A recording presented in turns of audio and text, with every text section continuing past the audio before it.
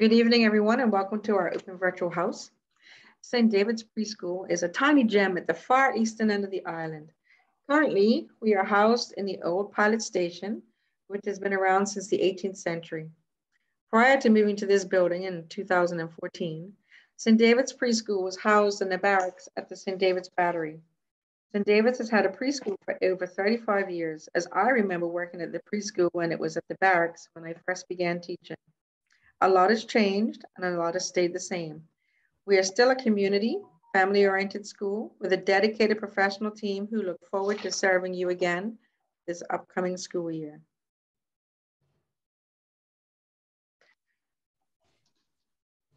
I've been a preschool teacher for over 35 years, over 24 of those years as a preschool administrator. I was previously the administrator at Prospect Preschool, and prior to that, St. Paul's Preschool in Paget. I have 3 children of my own, 2 girls and a boy. The youngest will be 20 later this week. I also have 2 little granddaughters. In my spare time, I love to bake, garden, and do photography.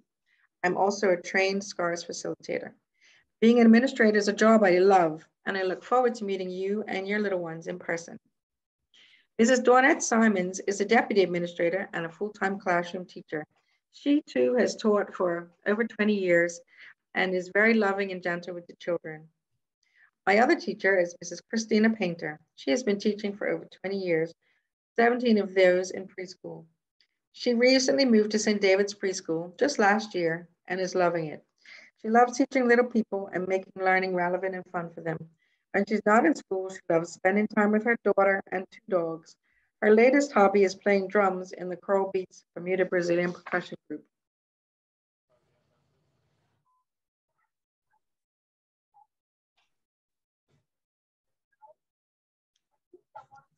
The government preschool students have access to a cohort of specialists whose services are free to our students.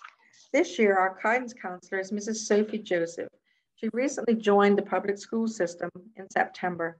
She hails from England, and we share her with East End Primary School. Our educational therapist, Mrs. Laurie Morby, works in partnership with the staff and families of preschool students to support the continuous development of all the students. Mrs. Morby provides whole class social emotional strengthening and individual or small group behavior support and interventions for those who may experience behavior challenges beyond the scope of the typical classroom management techniques. As a former adaptive PE teacher, Mrs. Morby has spent over 2 decades working with students in the public school sector and continues to support our students to be successful during these formative years. Mrs. Julie Farnsworth is an occupational therapist who works on strengthening the children's hands and fingers to help them get ready for primary school.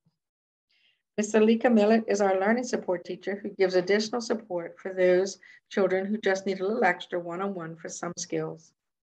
Ms. Denise Matthews is our speech therapist who serves children who need additional support with speech and language.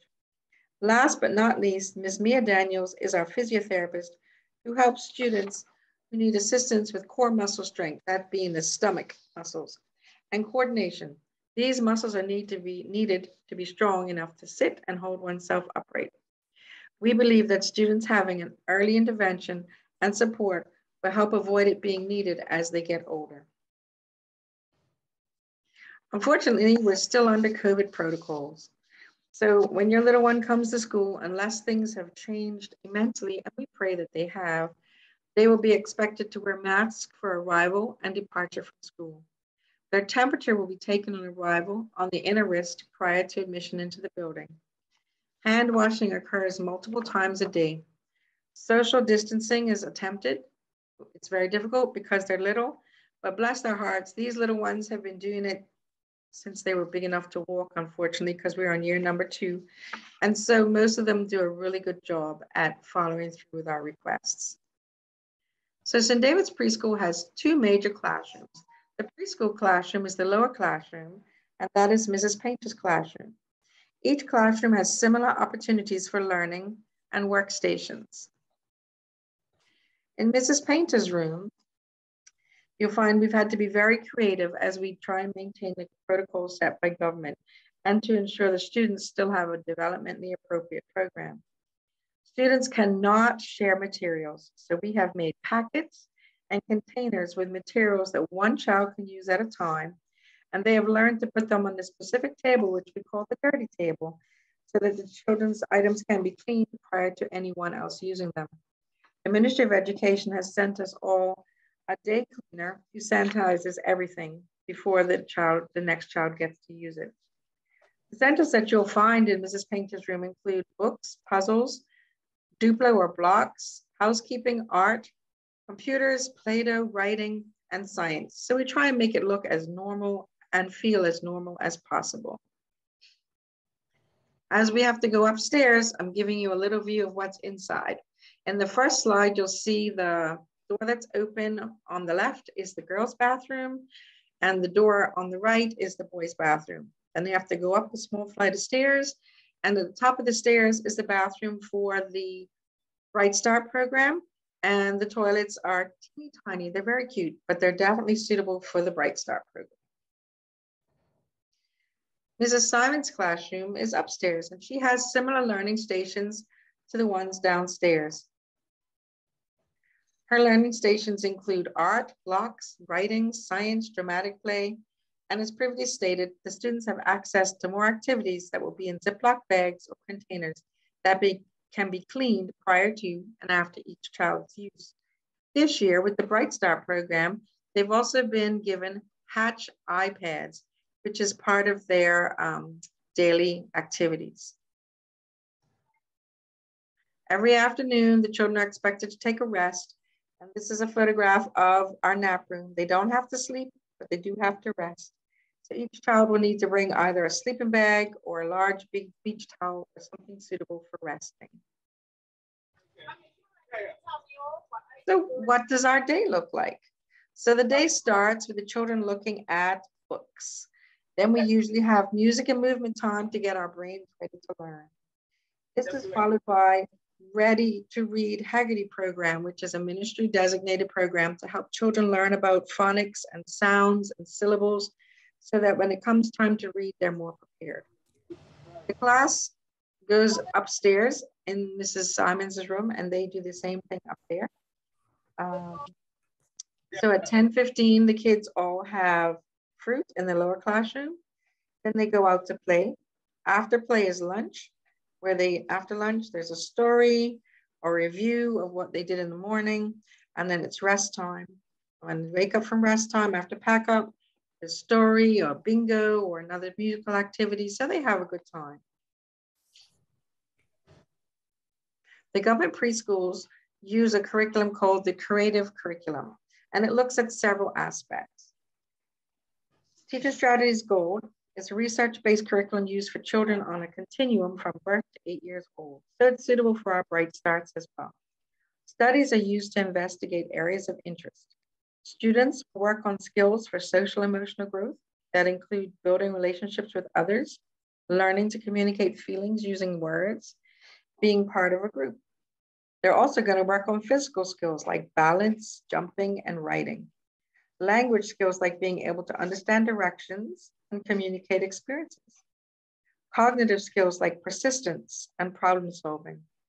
Literacy skills include understanding rhyme, hearing differences in sound, and emergent writing. Mathematics skills such as counting and understanding spatial relations. They also get exposed to science and technology skills that invite the students to ask questions about things around them, like plants and animals.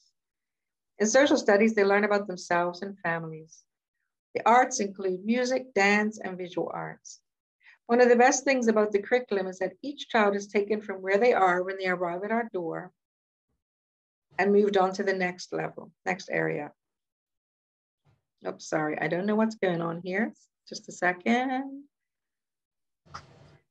Oh, it went big. I don't know why that happened. Anyway, if your child has a special need, all that's asked is that students be toilet trained prior to arriving at school. If your child has a special need, you must contact Ms. Carmelita Trott, who ensures students with special needs have the support needed to give them the best opportunities for success. Give me a second while I try and make this presentation go back to what it's supposed to be. Here we go.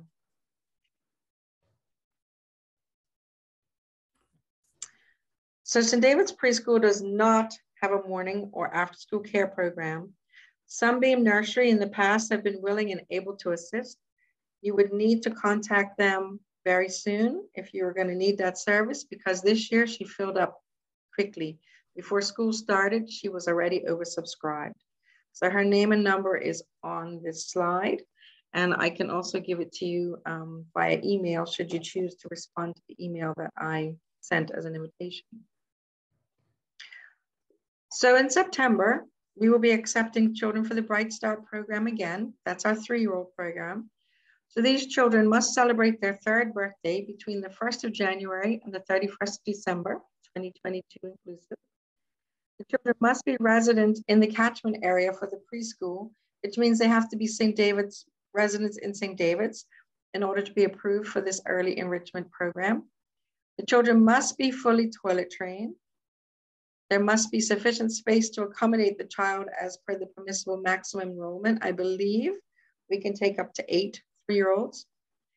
Preference may be given to an older 3-year-old born in the earlier months of the calendar year over children born in the later months, where the children would still be 2 when they start preschool in September. And this is more to be fair to the children, because a 2-year-old is very different from a 3-year-old. We will also be having preschool registration this year for the 4-year-olds again. So these children must celebrate their 4th birthday between the 1st of January and the 31st of December, 2022 inclusive. These children must be resident in the same parish as the preschool, with the exceptions of Lyceum, Devonshire, Prospect, Warwick, and Southampton preschools. So in order to come to St. David's Preschool, you need to reside in St. David's. There must be sufficient space to accommodate the child as per the maximum enrollment number, and we can take 10 children in the preschool program. Children who have limited preschool experience might be chosen over ones who have previous experience, depending on how many apply. So in order to do this, the applications will be online. You will need to fill it out online, provide a birth certificate, again, everything to be sent online, verification of parent number 1's residential address. On the paperwork, there'll be parent 1 and parent 2. That proof needs to be in the form of a utility bill, for example, a Belco bill, a lease from your landlord, or a bank statement. Letters from family or friends are not accepted. You also need to have proof of guardianship if you are a guardian of a child, if that applicant is being registered by a non-parent. All applicants should be toilet trained. They should also have had their CDP 2-year-old screening, or that it is scheduled. Applications will open up on Friday, January 14th at midnight. The registration for preschool, inclusive of those students who are eligible for the Bright Start program, starts on Friday, January 14th, and will close on Friday, February the 4th, 2022. I'm going to stop the recording and answer any questions.